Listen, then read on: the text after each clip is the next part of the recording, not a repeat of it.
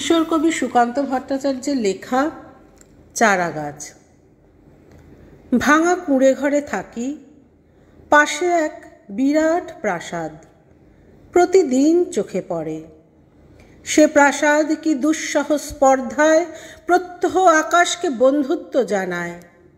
আমি তাই চেয়ে চেয়ে দেখি আর মনে মনে ভাবি, এ অট্টালিকার প্রতি ইটের হৃদয়ে অনেক কাহিনী আছে অত্যন্ত গোপনে, ঘামের, রক্তের আর চোখের জলের।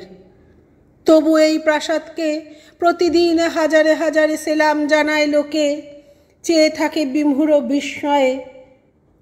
আমি তাই এই প্রাসাদে এতকাল ঐশ্বর্য দেখেছি উদ্ধত এক বনিয়াদি কীর্তির মহিমা।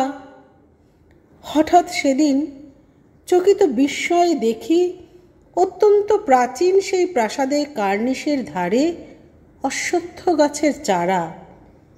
অমনি পৃথিবী আমার চোখের আর মনের পর্দায় আসন্ন দিনের ছবি মেলে দিল একটি পলকে।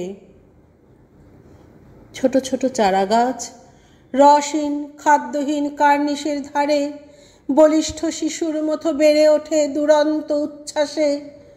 হঠাৎ চকিতে এ শিশুর মধ্যে আমি দেখি এক বৃদ্ধ মহিরুহ, শিকড়ে শিকড়ে আনে অবাধ্য ফাটল উদ্ধত প্রাচীন সেই বনিয়াদি প্রাসাদের দেহে।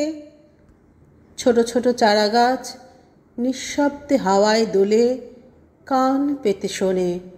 প্রত্যেক ইটের নিচে ঢাকা বহু গোপন কাহিনী, রক্তের, ঘামের আর চোখের জলের। তাই তো অবাক আমি, দেখি যত অশ্বত্থ চারায় গোপন বিদ্রোহ জমে দেহে শক্তির বারুদ, প্রাসাদ বিদীর্ণ করা বন্যা আসে শিকড়ে শিকড়ে। মনে হয় এইসব অশ্বত্থ শিশুর রক্তের, ঘামের আর চোখের জলের ধারায় ধারায় জন্ম।